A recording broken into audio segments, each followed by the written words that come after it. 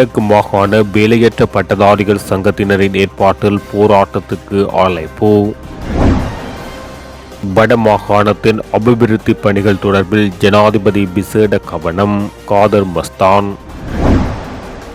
புத்தளத்தில் முன்னாள் படை அதிகாரிகளை சந்தித்துள்ள உண்மையை கண்டறியும் ஆணைக்குழு. அதானிக்கு ஏகபோக உரிமையை வழங்கவே மின்சார சட்டம் மூலம் எழுந்துள்ள குற்றச்சாட்டு. வடமாகாண அரச சாரதிகள் தொடர்ந்தும் 4வது நாளாக போராட்டம். வேலை நிறுத்த போராட்டத்தை முன்னெடுத்துள்ள தொடருந்து சாரதிகள். வாதரபத்தை படுகொலையின் 35வது நினைவேந்தல் நிகழ்வு அனுஷ்டிப்பு.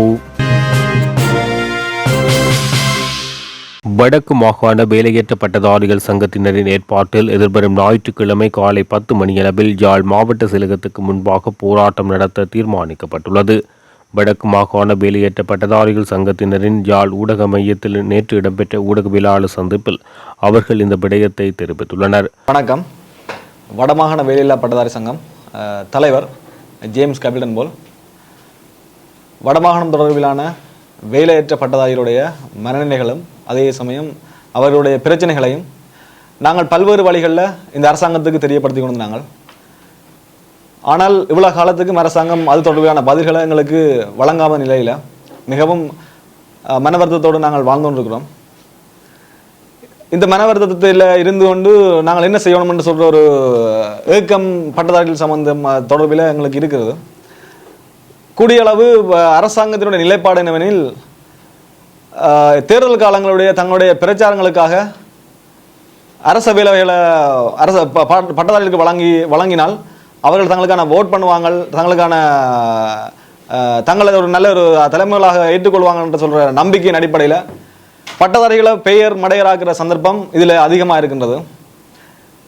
இன்றும் ஒரு செய்தி ஒன்று வந்திருக்கின்றது. 1523 பேருக்கு ஆசிரியர் நியமனம் 2 வாரங்களுக்குள்ள பூர்த்தியாகப்படும் என்று சொல்கிற விஷயங்களை தெளிவுபடுத்தியிருந்தார் சுசில் பிரேமஜெயந்த. அந்த நிலை இது தேர்தலுக்கான ஒரு பிரச்சாரமா அல்லது என்னது என்று எங்களுக்கு தெரியவில்லை. அதே சமயம் வடமாகாணத்தில் வேலையில்லா பட்டதாரிகளுக்கான ஆசிரியர் நியமனங்களையும் 2 வாரங்களுக்குள்ள கொடுக்கப்படுறது என்ற ஒரு கருத்தை எங்களுடைய ஆளுநர் தெரிவித்திருந்தார். இது எப்படியோ இருக்குமோ, எங்களுடைய இந்த தேர்தலுக்காக மையமாக கொண்டுதான் இந்த விஷயங்கள் நடக்கிறதான்றது ஒரு கேள்வி. நாங்களும் எலும்பு துண்டுக்கு ஆசைப்பட்ட ஆக்களாக அவர்கள் தார சந்தர்ப்பங்களை நாங்கள் கேட்டு எங்களுடைய வாழ்க்கையை வீணாக்கி கொண்டு நாங்கள் அவங்களோட காலங்களையும் வீணாக்கி கொண்டு நாங்கள் அதன் பின் போகிற ஒரு ஆட்களாக நாங்கள் மாறிவிட்டோம். அவங்களாம் மாற்றி விட்டாங்க. ஆகவே இந்த எலும்பு துண்டுக்கு ஆசைப்பட்ட பட்டதாரிகள் நாங்கள் அப்படி இல்லாமல் நாங்கள் ஒரு விழிப்படைய வேண்டும், எங்களுக்கான கோரிக்கையை நாங்கள் முன்வைக்க வேண்டும் என்று சொல்கிற ஒரு வலியுறுத்தல் எங்கள்கிட்ட இருக்கு. எப்படியோ எங்களுடைய இந்த தேர்தலுக்கு முன்னராக அரசாங்கங்கள் எங்களுடைய பிரச்சனைகளை அவதானித்து எங்களுக்கான வேலை வாய்ப்பை உறுதிப்படுத்தணும். அதே சமயம் தேர்தலுக்கு நிற்கின்ற ஏனைய உறுப்பினர்களும் இதில் அக்கறை செலுத்தி எங்களுக்கான வேலை வாய்ப்புகளை உறுதிப்படுத்தி தருவாங்கன்ற நம்பிக்கை எங்கள்கிட்ட இருக்குது. அதே சமயம் அந்த நம்பிக்கையை வீணாக்காமல் பட்டதாரிக்கான வேலை வாய்ப்பை உறுதிப்படுத்திக் கொள்ளுங்க.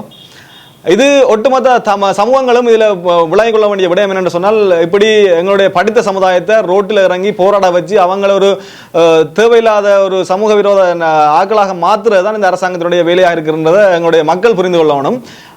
பட்டதாரிகள் வெறுமனவே படிப்பறிவு இல்லாதவர்கள் அரசாங்கம் தர வேலைக்கு தான் இவங்க எதிர்பார்த்து கொண்டிருக்கிறாங்கன்ற கருத்தை நீங்கள் முன்வைத்துக் கொண்டிருக்கிறீர்கள். ஆனால் அது பிழையான ஒரு விஷயம். எங்களுடைய கல்வி கற்றல் அல்ல கல்வி முறை வாங்கி பிழையா இருக்கிற காரணத்தினால தான் நாங்கள் எங்களுடைய எதிர்காலம் சம்பந்தமான பிரச்சனை நாங்கள் அடுத்தடுத்து கொண்டு போகலாம் இருக்கு. ஆகவே தயவு செய்து எங்களுடைய சமூகங்கள் இதில் அக்கறை செலுத்திக் கொள்ளுங்க. எங்களுடைய பிழை இல்லை, இது அரசாங்கத்தினுடைய பிழை. ஆகவே இன்னொரு கால சந்தர்ப்பத்தில் எங்களுடைய கோரிக்கைகளை நாங்கள் முன்வைக்கிற சந்தர்ப்பம் எங்களுடைய சமூகங்களோடு சேர்ந்து நாங்கள் போராட வேண்டிய ஒரு காலகட்டத்தில் நாங்கள் வந்திருக்கிறோம். ஆகவே ஒட்டுமொத்த சமூகங்களும் எங்களோடு இணையணும் என்றதை நாங்கள் விரும்புகிறோம். ஆகவே இந்த ஒட்டுமொத்த சமூகம் இணையங்களில் தான் எங்களுடைய எதிர்காலம், அதாவது எங்களுக்கு பின்னுக்கு வர்ற எதிர்கால சந்ததியினரையும் ஒரு கல்வி கற்ற சிறந்த பூரணமான மனிதர்களாக மாற்றிக்கொள்றதுக்கான வாய்ப்பு இதில் இருக்கும். ஆகவே விழிப்படையவனும் எல்லா மனிதர்களும் இந்த நிலைகளை நாங்கள் விளங்கி கொண்ட ஒரு பட்டதாரிகளாக நாங்கள் போராட்டங்களை முன்னெடுத்து வந்தாங்க. அதே மாதிரியான போராட்டம் தான் வருகிற ஞாயிற்றுக்கிழமை 9ஆம் தேதி 10 மணிக்கு யாழ் மாவட்ட கச்சேரிக்கு முன்னால் ஒரு போராட்டத்தை நாங்கள் ஏற்பாடு செய்திருக்கின்றோம். ஆகவே ஒட்டுமொத்த பட்டதாரிகளும் உங்களுடைய நேரங்களை கருத்தில் கொண்டு இது ஞாயிற்றுக்கிழமை இடம்பெறபடியால் உங்களுடைய நேரங்கள் இதுல மிகவும் பொன்னானது. அப்ப அந்த பொன்னான நேரங்களை இந்த ஞாயிற்றுக்கிழமை வந்து அந்த போராட்டத்தை வலுப்படுத்த வேண்டும் என்று சொல்லி நாங்கள் இதை வலியுறுத்தி கொள்கிறோம். முக்கியமாக மாற்றுத்திறனாளிகள் எங்களோட இருக்கிறாங்க. அதே சமயம் ஏகப்பட்ட வயது முதிர்ந்தவர்கள் 35 வயசுக்கு மேற்பட்ட அரசாங்க வேலை எடுக்கக்கூடிய வயதை தாண்டிய ஆட்கள் எல்லாம் இருக்கிறாங்க. ஆகவே இவர்களை எல்லாம் நாங்கள் கரிசனை கொள்ள வேண்டும். இவர்களுடைய வேலைவாய்ப்பை நாங்கள் உறுதிப்படுத்த வேண்டும். அதே சமயம் நாங்கள் வேலைவாய்ப்பு பெற்றுக்கொள்ளக்கூடிய ஆட்களாக இருக்கிற நாங்கள் எல்லாருமே நாங்கள் இதில் கரிசனை கொண்டு இந்த போராட்டத்தை நாங்கள் வலுப்பெற செய்யணும். அதே மாதிரி இங்கே பாதுகாப்புன்ற விஷயங்களை நாங்கள் உறுதிப்படுத்துகிறோம். பாதுகாப்பு சம்பந்தமாக போலீஸ் நிலையங்களுக்கு நாங்கள் தெரியப்படுத்தியிருக்கிறோம். எங்களுடைய பாதுகாப்பு உறுதிப்படுத்த வேண்டும் என்று சொல்லி, ஆகவே பாதுகாப்பு தொடர்பிலான எந்த ராஜ்யம் இல்லாமல் நீங்கள் அந்த இடத்துல வருகை தர வேண்டும் என்றதை நாங்கள் வலியுறுத்திக் கொள்கிறோம். ஒட்டுமொத்தமாக ஞாயிற்றுக்கிழமை எல்லாருக்கும் ஃப்ரீயான டைம், எல்லாரும் அதில் வந்து அந்த போராட்டத்தில் கலந்து கொண்டு அது பலம் சேர்க்க வேண்டும் என்று சொல்ற கோரிக்கையை நாங்கள் முன்வைக்கிறோம். இதில் முக்கியமான கோரிக்கை என்று சொன்னால், வடமாகாணத்தில் வேலையில்லா பட்டதாரிகளுக்கான ஆசிரியர் நியமனம் வழங்கப்பட போறாங்க. அப்ப அதுல வந்து நாங்கள் சொல்ற விஷயம் எப்படி என்று சொன்னால், ஏற்கனவே அரசு நியமனங்கள்ல இருக்கிற ஆட்களை வந்து திரும்ப உள்வாங்க கூடாது என்று சொல்ற விஷயத்தை நாங்கள் வலியுறுத்தி கொண்டு வரோம். அதே சமயம் நீங்கள் எக்ஸாம் வச்சிங்க என்று சொன்னால், பரீட்சை வச்சு பட்டதாரிகள் எடுக்கிறீர்கள் என்று சொன்னால் அது நல்ல விஷயம். ஆனால் நீங்க பரீட்சை வச்சா பிறகு அதுக்கு பிறகு உங்களுடைய நடைமுறைகள் வந்து சரியான பிழையாக இருக்கிறது.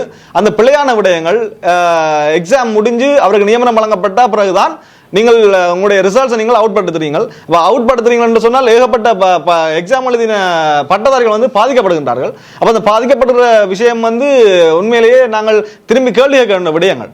அப்ப இந்த விடயங்களை நாங்கள் கருத்தில் கொண்டு இந்த போராட்டத்தை நாங்கள் வலு சேர்க்க நாங்கள் விரும்புகிறோம். ஆகவே ஒட்டுமொத்தமாக இந்த புரிதலை நீங்கள் உணர்ந்த பட்டதாரிகள் 9ஆம் தேதி ஞாயிற்றுக்கிழமை நடக்கிற அந்த போராட்டத்துக்கு நீங்கள் வரணும் என்று சொல்றதை நாங்கள் வலியுறுத்துறோம். யுத்தத்தினால் பாதிக்கப்பட்ட வடமாகாணத்தின் அபிவிருத்தி நடவடிக்கைகள் தொடர்பில் ஜனாதிபதி ரணில் விக்ரமசிங்க விசேட கவனம் செலுத்தியுள்ளதாகவும், அதற்காக அந்த பகுதியை பிரதித்துவப்படுத்தும் பாராளுமன்ற உறுப்பினர்களுக்கு அபிவிருத்தி பணிகளுக்கு தேவையான நிதி ஒதுக்கீடுகள் செய்யப்பட்டுள்ளதாக கிராமிய பொருளாதார இராஜாங்க அமைச்சர் காதர் மஸ்தான் தெரிவித்துள்ளார். இன்று மக்கள் ஓரளவுக்கு அவர்களின் தேவைகளை பூர்த்தி செய்து வருகின்றனர். இந்த நிலையில் எமது பகுதிகளில், குறிப்பாக வவுனியா, முல்லைத்தீவு மற்றும் மன்னார் மாவட்டங்களில் அரசாங்கத்தின் பாரிய வேலைத்திட்டங்கள் நடந்து வருகின்றன. ஜனாதிபதி ரணில் விக்ரமசிங்க வீழ்ச்சியடைந்திருந்த இந்த நாட்டின் பொருளாதாரத்தை கட்டியெழுப்பியுள்ளார். இதனால் பொருளாதார ரீதியில் நலிவடைந்த மக்களின் வாழ்வு சீராகி வருகின்றது. அத்துடன் மக்களுக்கு காணி உரிமைகளையும் ஜனாதிபதி வழங்கி வருகிறார். 20 லட்சம் காணி உறுதிகளை வழங்கும் உரிமைய வேலை திட்டத்தின் கீழ் வடமாகாணத்துக்கு நேரடியாக வந்து அந்த மக்களுக்கான முழு உரிமையுடைய காணி உறுதிகளை வழங்க நடவடிக்கை எடுத்துள்ளார். மேலும் முல்லைத்தீவு மாவட்டத்தில் சுமார் 15,000 பேருக்கும், வவுனியா மாவட்டத்தில் சுமார் 10,000 பேருக்கும், மன்னார் மாவட்டத்தில் சுமார் 12,000 பேருக்கும் காணி உறுதிகள் வழங்கப்பட்டுள்ளன. யுத்த கால பகுதியில் அடர்ந்த காடுகளாக அன்றி வனப்பகுதியாக அடையாளமிடப்பட்ட மக்கள் வாழ்ந்து வந்த காணிகள் விடுவிப்பு பணிகளும் தற்போது படிப்படியாக நடைபெற்று வருவதாக சுட்டிக்காட்டியுள்ளார். சர்வதேச நிபுணர்கள் மற்றும் இலங்கையின் தமிழ் சிவில் சமூகம் என்பனவற்றால் விமர்சிக்கப்பட்டு வரும் அரசாங்கத்தின் உண்மையை கண்டறியும் செயலகத்தின் அதிகாரிகள் புத்தளத்தில் போலீசார் மற்றும் வான்படையின் முன்னாள் அதிகாரிகள் சந்தித்துள்ளனர். குறித்த சந்திப்பு நல்லிணக்கம் தொடர்பான கருத்துக்களை அறிந்து கொள்ள நடாத்தப்பட்டுள்ளதாக தெரிவிக்கப்படுகின்றது. இதன்போது சிறந்த கல்வி, சுகாதாரம், ஆசிரியர்களின் வெற்றிடங்கள் காரணமாக கல்வியில் பாதிப்பு மற்றும் உள்நாட்டில் இடப்பெயர்வு, காணி அபகரிப்பு போன்ற விடயங்கள் குறித்து பேசப்பட்டுள்ளன. இதேவேளை குறித்த செயலகத்தின் பணிகளை கைவிடுமாறு சர்வதேச மற்றும் உள்ளூர் தமிழ் சிவில் சமூகம் என்பன தொடர்ந்தும் வலியுறுத்தி வருவதோடு இது வெறும் கண்துடைப்பு என விமர்சித்துள்ளமையும் குறிப்பிடத்தக்கது. இலங்கை மின்சார சட்ட மூலத்தினூடாக மின்சாரத்துறையில் தனியார் துறையின் ஏகபோக உரிமையை உருவாக்கி நாட்டின் மின்சாரத்துறையை இந்தியாவின் அதானி குழுமத்துக்கு விற்க அரசாங்கம் முயற்சிப்பதாக தேசிய மக்கள் சக்தியின் பாராளுமன்ற உறுப்பினர் விஜயஹேர தெரிவித்துள்ளார். மின்சார யோசனை மீதான விவாதத்தின் போது அவர் இதனை தெரிவித்துள்ளார். மின்சாரத்துறையில் அரசின் ஏகபோக உரிமையை விமர்சித்த அவர் தற்போது தனியார் துறையின் ஏகபோகத்தை உருவாக்க அரசு முயற்சித்து வருகின்றது என தெரிவித்துள்ளார். அதானியின் முன்மொழிவுகளை அமைச்சரவையின் மூலம் கோரப்படாத முன்மொழிவுகளாக அங்கீகரிக்கவும், மின்சார யோசனையை நிறைவேற்றுவதன் மூலம் முன்மொழிவுகளுக்கான சட்ட கட்டமைப்பை பெறவும் அரசாங்கம் திட்டமிட்டுள்ளதாக அவர் சுட்டிக்காட்டியுள்ளார். நாட்டின் மின்சாரத்துறையின் ஏகபோக உரிமையை தனியாரிடம் ஒப்படைப்பது பாரதூரமான விடயம் என தெரிவித்துள்ளார். மட்டக்களப்பு புனித மரியாள் பேராலயத்தில் வைத்து சுட்டுக் கொல்லப்பட்ட மனித உரிமை செயற்பாட்டாளர் அருட்தந்தை சந்திரா பெர்னாண்டோ அடிகளாரின் 36வது ஆண்டு நினைவேந்த நிகழ்வு இடம்பெற்றது. புனித மரியாள் தேவாலயத்தில் அமைக்கப்பட்டிருக்கும் சமாதியில் நேற்று வியாழக்கிழமை உறவினர்கள் மற்றும் மக்கள் ஒன்றிணைந்து ஈகை சுடரேற்றி மலதூவி அஞ்சலி செலுத்தினர். 1988 ஆண்டு ஜூன் மாதம் 6ஆம் தேதி இந்திய இராணுவத்துடன் இணைந்து செயற்பட்ட ஆயுத குழு ஒன்றினால் மட்டக்களப்பு புனித மரியாள் பேராலயத்தில் வைத்து 65 சந்திரா பெர்னாண்டோ சுட்டுக் கொல்லப்பட்டார். அவரின் சமாதி புனித மரியாள் தேவாலயத்தில் அமைக்கப்பட்டுள்ளது. அவரின் 36வது தினத்தையிட்டு மட்டக்களப்பு சர்வமத ஒன்றியத்தின் ஏற்பாட்டில் நேற்று அன்னாரது சமாதியில் நினைவேந்தல் இடம்பெற்றது. இதில் சர்வமத தலைவர்கள், பணப்பிதாக்கள் மற்றும் சமூக செயற்பாட்டாளர்கள், உறவினர்கள், பொதுமக்கள் கலந்து கொண்டு அன்னாரின் ஆத்மசாந்தி வேண்டி அவரின் சமாதியில் உள்ள திருவுருவப்படத்துக்கு மலர் மாலை அணிவித்து ஈகை சுடரேற்றி மலர் தூவி விசேட பிரார்த்தனைகளில் ஈடுபட்டனர். முதல் முறையாக கொழும்பு பல்கலைக்கழகம் உலகின் 1000 சிறந்த பல்கலைக்கழகங்களுக்குள் இடம் பிடித்துள்ளது. குறித்த தகவலை துணைவேந்தர் மூத்த பேராசிரியர் HD கருணாரத்ன தெரிவித்துள்ளார். QS 2025 ஆண்டுக்கான உலக பல்கலைக்கழக தரவரிசையை ஜூன் 4, 2024 அன்று வெளியிட்டது. உலக பல்கலைக்கழக தரவரிசையில் இந்த ஆண்டு கொழும்பு பல்கலைக்கழகம் 951வது இடத்தை பெற்றுள்ளது. இலங்கையின் மிக பழமையான பல்கலைக்கழகம் மற்றும் அதிக மாணவர்களை கொண்ட பல்கலைக்கழகம் என்ற சாதனையையும் கொழும்பு பல்கலைக்கழகம் தமதாக்கியுள்ளது. தரவரிசைப்படுத்தப்பட்ட நிறுவனங்களில் 3 இலங்கை பல்கலைக்கழகங்கள் உள்ளன. கொழும்பு பல்கலைக்கழகம் நாட்டின் சிறந்த பல்கலைக்கழகமாக தனது இடத்தை தக்க வைத்துக் கொண்டுள்ளது.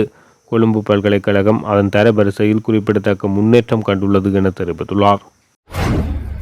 வடமாகாண அரசு சாரதிகள் சங்கம் யாழ் கைதடியில் அமைந்துள்ள வடக்கு மாகாண பிரதம செயலாளர் அலுவலகம் முன்பாக தொடர்ந்து 4வது நாளாக போராட்டத்தில் ஈடுபட்டு வருகின்றனர்.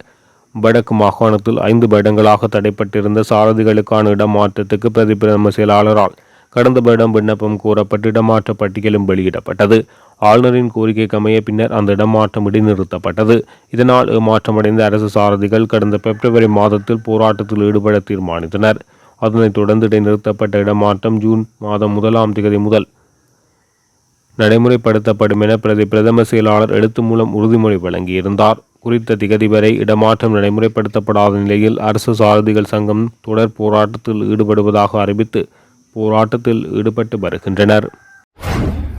தொடருந்து சாரதிகள் நேற்று நள்ளிரவு முதல் வேலை நிறுத்த போராட்டத்தில் ஈடுபட்டுள்ளதாக அறிவிக்கப்பட்டுள்ளது. இந்த போராட்டத்தை தொடருந்து சாரதிகள் தொழிற்சங்கம் முன்னெடுப்பதாக தெரிவிக்கப்படுகின்றது. சாரதிகளுக்கான பதவி உயர்வுகள், சம்பள பிரச்சினை உள்ளிட்ட காரணிகளின் அடிப்படையில் இந்த போராட்டம் முன்னெடுக்கப்பட்டுள்ளதாக அறிவிக்கப்பட்டுள்ளது. மேலும் தொடருந்து சாரதிகள் பிரச்சினைகளுக்கு தீர்வு காண தவறியதன் காரணமாகவே தொடருந்து பொது முகாமையாளர் உள்ளிட்ட அதிகாரிகள் இந்த பணிப்புறக்கணிப்பில் ஈடுபட நேரிட்டதாக தொழிற்சங்கம் குறிப்பிட்டுள்ளது.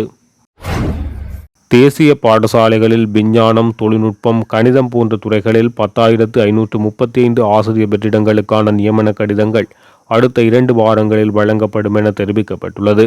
குறித்த விடயத்தை கல்வி அமைச்சர் சுசில் பிரேமஜயந்த அறிவித்துள்ளார். இதன்படி தேசிய பாடசாலைகளில் உள்ள ஆசிரியர் வெற்றிடங்களின் எண்ணிக்கை நிரப்பப்படும் என அமைச்சர் குறிப்பிட்டுள்ளார். இந்த நாட்டில் ஆசிரியர் வெற்றிடங்களின் எண்ணிக்கை 8,000 எனவும் மாகாண மட்டத்தில் 6,000 ஆசிரியர்களை இணைத்துக் கொள்ள நடவடிக்கை எடுக்கப்பட்டு வருவதாக அவர் தெரிவித்துள்ளார். இந்திய அமைதிப்படையால் படுகொலை செய்யப்பட்ட பொதுமக்களின் நினைவேந்தல் யாழ்ப்பாணம் புத்தூர் பாதராவத்தையில் நேற்று மாலை இடம்பெற்றது. 1989 ஆண்டு ஜூன் மாதம் பாதராவத்தை பகுதியில் இந்திய அமைதிப்படையினால் 9 பொதுமக்கள் படுகொலை செய்யப்பட்டனர். நேற்றைய தினம் வடக்கு மாகாண சபையின் முன்னாள் மகளிர் விவகார அமைச்சர் அனந்தி சசிதரன் தலைமையில் இறந்தவர்களின் உறவினர்களினால் படுகொலை செய்யப்பட்ட இடத்தில் நினைவேந்த நிகழ்வு இடம்பெற்றது. இதன்போது படுகொலை செய்யப்பட்டவர்களின் பிள்ளைகள், மனைவி மற்றும் உறவினர்கள் ஆகியோரால் தீபங்கள் ஏற்றப்பட்டு மலதூவி அஞ்சலி செலுத்தப்பட்டது. இந்த நிகழ்வில் கருத்து தெரிவித்த அனந்தி சசிதரன், இந்திய அமைதிப்படை என்ற பெயரில் இலங்கைக்கு வந்த இந்திய இராணுவம் பல்வேறு இடங்களில் பொதுமக்களை படுகொலை செய்தது. ஆனால் இவ்வாறான படுகொலைக்கு இன்று வரை இந்திய அரசாங்கம் எவ்வித மன்னிப்பும் கோரவில்லை. அது தொடர்பில் பாதிக்கப்பட்ட மக்களுக்கு நீதியும் இல்லை. ஆனால் தமிழ் மக்களாகிய நாம் இன்றும் எதிரிகளாகவே இருந்து வருகின்றோம் என தெரிவித்துள்ளார். இதேவேளை படுகொலை செய்யப்பட்டவர்களுக்காக அமைக்கப்பட்ட யுத்தத்தின் பின்னர் கடந்த 2012 ஆண்டளவில் இராணுவத்தினரால் உடைக்கப்பட்ட நினைவு தூபியை விரைவில் அமைத்து அவர்களை நினைவு கூறுவதற்கு வழி செய்ய வேண்டும் என கேட்டுக்கொண்டுள்ளார்.